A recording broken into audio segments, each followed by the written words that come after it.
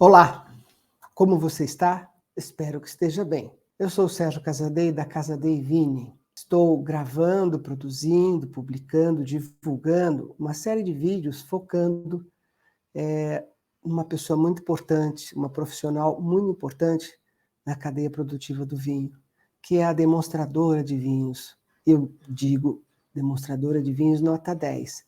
Demonstradora ou demonstrador, mas eu sempre vou me referir mais às mulheres, porque a quantidade de demonstradoras que nós temos no nosso Brasil, nas nossas lojas, são mulheres, na maioria das vezes. Então, se você gostou desse vídeo, lá no final eu peço para você dar o seu like, compartilhar, espalhar, dividir com suas amigas, assistir mais de uma vez e inscreva-se no nosso canal, assim você não perde nenhum episódio. Eu tenho certeza que você vai gostar desse vídeo porque o assunto é muito interessante. Vamos começar assim, ó. Você já parou para pensar quem foram esses personagens no mundo do vinho? Foram e ainda são, lógico. Baco, Robert Parker, Ângelo Salton, Dionísio, Nicole Bave-Ponsardin, Piero Antinori. Deseja saber as respostas? Então venha comigo. Se você não tem tempo e dinheiro suficiente para investir e nem disponibilidade para participar dos cursos longos, caros, presenciais sobre o mundo do vinho, esse assunto é para você. Eu peguei essas fotos na internet e coloco aqui com muita alegria, dizendo a você, demonstradora de vinhos nota 10. Seja bem-vinda. Hoje a gente vai conversar um pouquinho sobre a história do vinho, e bem pouquinho. Neste vídeo eu continuarei, ou melhor, neste vídeo eu contarei um pouco, bem pouco da história do vinho. Se focássemos na história toda, seria necessário um curso longo e produzido à parte. Lembrando que a minha intenção é dar uma ideia de como surgiu o vinho e que caminhos ele percorreu de lá até aqui. Há uns 100 números, uma quantidade infinita de livros sobre a história do vinho. Sobre o vinho, na maioria das vezes, mas todo livro que fala sobre vinho começa com a história, posicionando onde ele nasceu, quem foi que criou, como ele chegou até aqui. Mas eu vou tentar resumir sem deixar de mencionar os fatos mais importantes. Olha lá, tem uma série de livros. Eu coloquei alguns aqui só para ilustrar. E um desses eu tenho aqui em mãos. Olha o livro. É uma delícia ler esse livro. Você já leu todo, Sérgio? Não, ainda não. Eu vou lendo aos poucos, eu vou me divertindo nos capítulos que eu leio, pulo um, volto. Vou sempre estudando e lendo. Eu sou um eterno aprendiz, um eterno curioso. Do ponto de vista histórico, a origem do vinho não é tão precisa. A sua origem precisa é impossível, pois o vinho nasceu antes da escrita, mais ou menos há 7.000 anos antes de Cristo. Este A aí deveria ter um H. Bom, mas peço desculpas e vamos seguir. Mais ou menos há 7.000 anos antes de Cristo. Vamos lá.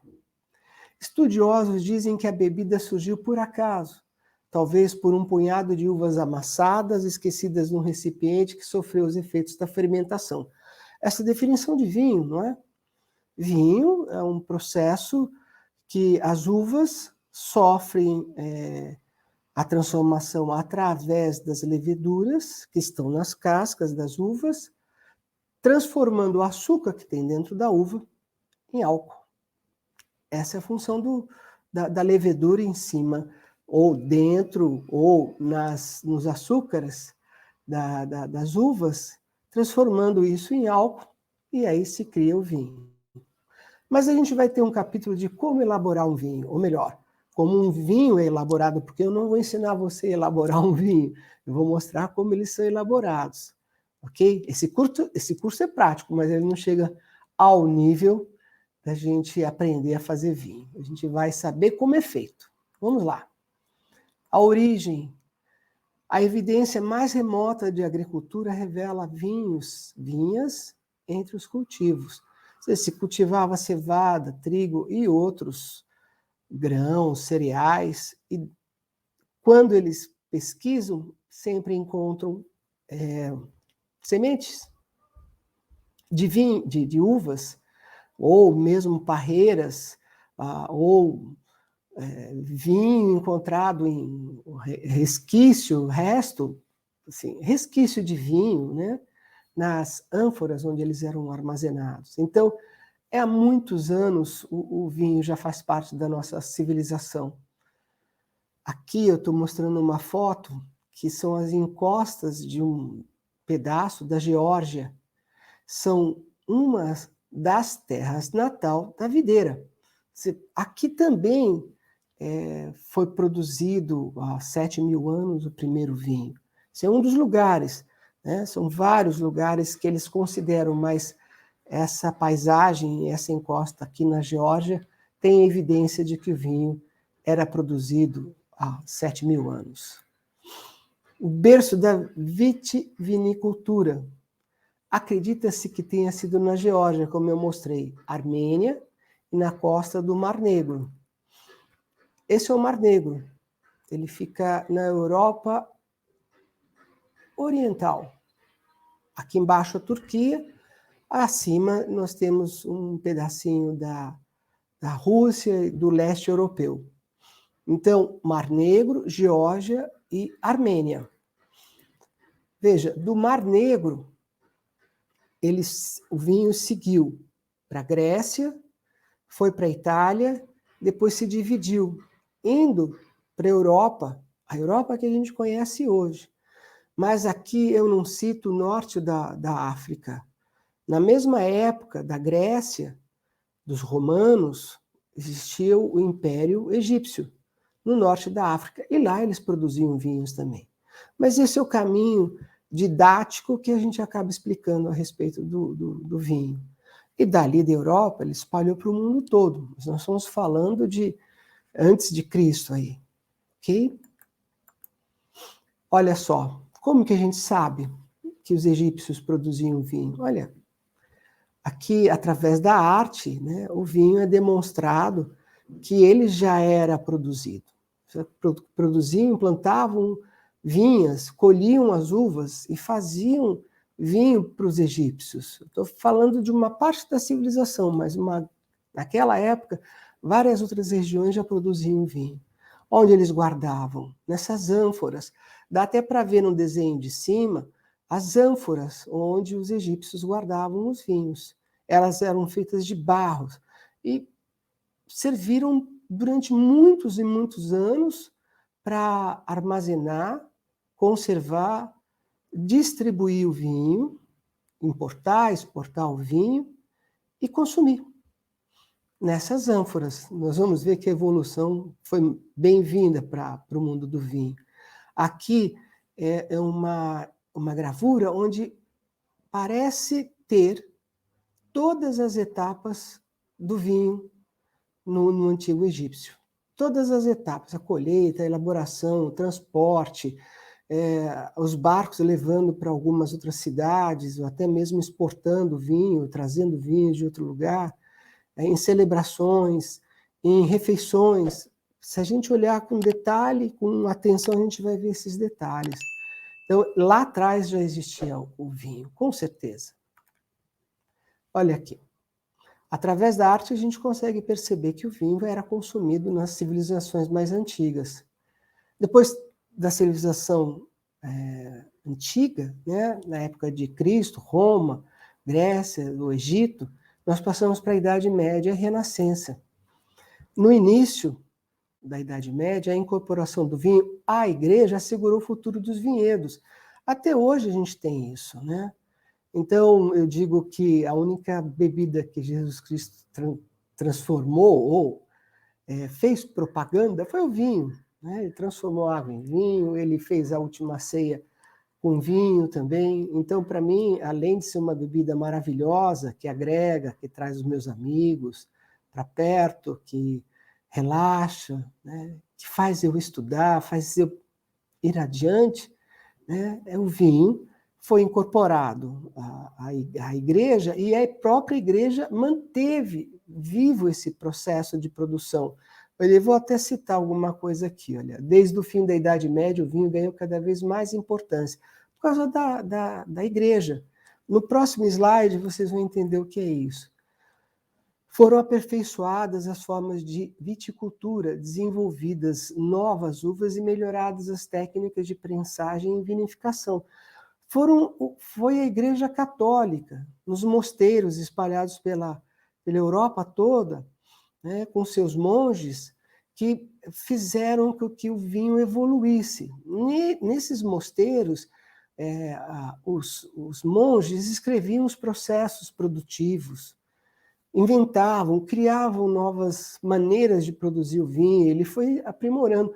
E também o cultivo dos vinhedos em volta dos mosteiros, durante séculos. Então, a uva, o vinho foi evoluindo, o plantio, a maneira de produzir. A gente tem que agradecer à igreja e aos monges, principalmente, por eles terem cuidado tão bem da uva e do vinho.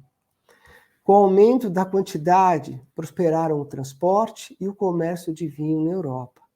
Então, depois que nós saímos da Idade Média, o vinho começou a ser mais bem distribuído pela Europa, sempre em ânforas ou barricas de carvalho.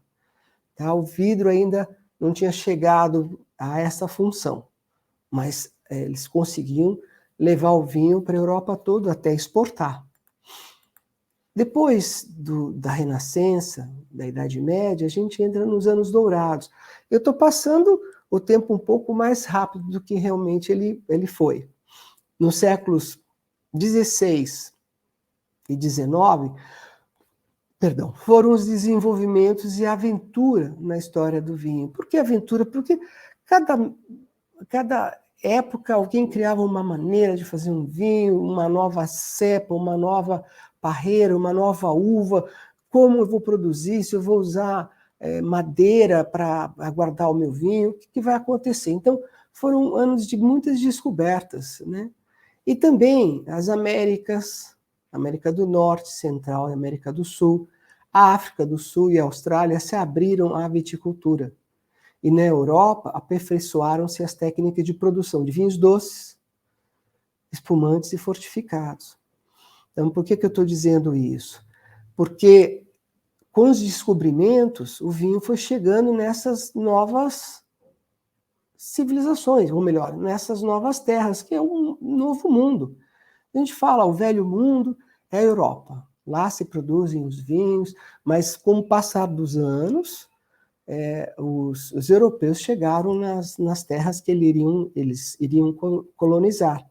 Né? Então, Brasil, Argentina, Chile, Uruguai, depois África do Sul, Austrália. Aqui eu não coloquei a Nova Zelândia, mas também faz parte. Olha aqui. Considerados anos dourados. Então, nesses países, nessas regiões, o vinho começou a prosperar e começou a aparecer vinho muito bom nessas regiões. E até hoje, a gente sabe que existem vinhos maravilhosos desses países. Mais uma vez, eu lembro que eu não coloquei a Nova Zelândia, que está pertinho da Austrália ali, que também é um grande país, é um pequeno país, grande produtor de vinho. A descoberta do vidro, eu falei das ânforas lá atrás, né? A descoberta do vidro mais resistente para as garrafas e a cortiça para vedar revolucionou o armazenamento do vinho. Os vinhos europeus podiam ser envelhecidos à perfeição. Naquela época, quando se produzia um vinho, normalmente ele era obrigado a passar mais um tempo na garrafa para poder ficar mais gostoso, mais aveludado, mais elegante, mais com aromas característicos que formam depois o buquê. Então, com o vidro e com a rolha de cortiça, os vinhos podiam evoluir, podiam ser envelhecidos, eles ficavam melhor depois de alguns anos. Olha aqui. Também eu vou abordar num próximo vídeo sobre vidros, sobre a garrafa de vidro e sobre os tipos de rolhas que existem no mercado. Olha, isso aqui a gente precisa lembrar. Poucas pessoas sabem disso. Em 1863 apareceu uma praga chamada Phylloxera vastatrix. Uma praga de proporções bíblicas. Quase levou as videiras do mundo todo à extinção, fazendo com que os europeus arrancassem suas plantas pela raiz. E não só as plantas pelas raízes, eles queriam arrancar os cabelos. Porque foi um pulgão, um inseto, que ele impregnava nas videiras e fez quase desaparecer as plantações de uvas na Europa. Mas o homem criou uma maneira de domar essa praga e hoje nós temos vinhos legais do mundo todo, principalmente da Europa, onde foi que nasceu, onde apareceu pela primeira vez essa praga. Foi e ainda é a praga mais devastadora da viticultura mundial, como eu falei, alterando profundamente a distribuição geográfica da produção vinícola e provocando uma crise global na produção do comércio dos vinhos, que duraria quase meio século. Então, a solução veio só por volta de 1920, 1925. Tá? Então, é bom vocês lembrarem a respeito desse bichinho aqui, ó, esse pulgãozinho que fez um estrago medonho nas vinícolas do mundo inteiro, mas quem mais sofreu foram os europeus. Deram a volta por cima e, graças a Deus, a gente tem grandes vinhos hoje em dia. O século XX, o novo milênio. O novo milênio é onde a gente está, século XXI. Então, o século XX presenciou grandes avanços tecnológicos no vinhedo e na vinícola. Lá atrás, pensava-se que eu produzo uma uva e faço um bom vinho na adega. Agora, no século XX, depois da filoxera, começaram a perceber, para ter um bom vinho na adega, eu preciso ter uma boa parreira produzindo uvas sadias, uvas com quantidade suficiente de açúcar para transformar em álcool. Então, eles começaram a dar importância assim, eu vou começar a produzir o meu vinho lá no vinhedo, cuidando do terroir, cuidando das vinhas, fazendo um manuseio perfeito das plantas para que elas produzam bons cachos de uva e eu posso trazer para a adega e fazer grandes vinhos. O controle da temperatura na fermentação e o desenvolvimento de leveduras selecionadas são alguns dos eventos que a gente deve lembrar. Já nos anos 70, constatou-se que o Novo Mundo era capaz de competir com as regiões clássicas europeias. O Velho Mundo, como eu já falei, na alta qualidade dos vinhos. Então, até o começo do século XX, os vinhos mais consumidos e famosos, mundialmente falando, eram os vinhos de Portugal, da Alemanha, da França, da Espanha, da Itália, e alguns outros países, a Grécia também, e alguns outros países, todos na Europa. Então, lá é chamado de Velho Mundo. Mas, naqueles outros países que eu mostrei no gráfico, os vinhos começaram a sair de uma maneira extremamente bem produzidos e ganhando fama, ganhando notoriedade, distribuindo pelo mundo inteiro, e aí começaram a descobrir que os vinhos do Novo Mundo eram muito bons, e ainda são, e sempre serão, porque nós estamos no Novo Mundo, temos vinhos maravilhosos aqui no Brasil. Os anos 80 e 90 trouxeram novos progressos técnicos, e o novo milênio, século XXI, anuncia a qualidade e confiabilidade inéditas. Olha aqui, o controle de temperatura. Quem criou esse processo e estudou e escreveu e colocou e divulgou foi esse francês, né? Um livro chamado O Gosto do Vinho. Quem escreveu e quem defendeu e disseminou o controle de temperatura na hora da fermentação foi esse francês, Émile Pernod. Se um dia vocês encontrarem o livro dele, vale a pena ter. Eu não tenho ainda, mas eu vou ter, né? Eu já procurei, é um livro caro.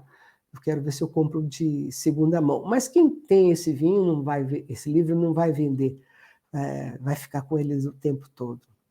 Julgamento de Paris, isso é muito importante, porque foi aqui em 1976, aqui, num hotel em Paris, que houve um julgamento às cegas, que as pessoas degustaram determinados vinhos sem saber que vinhos eles estavam degustando.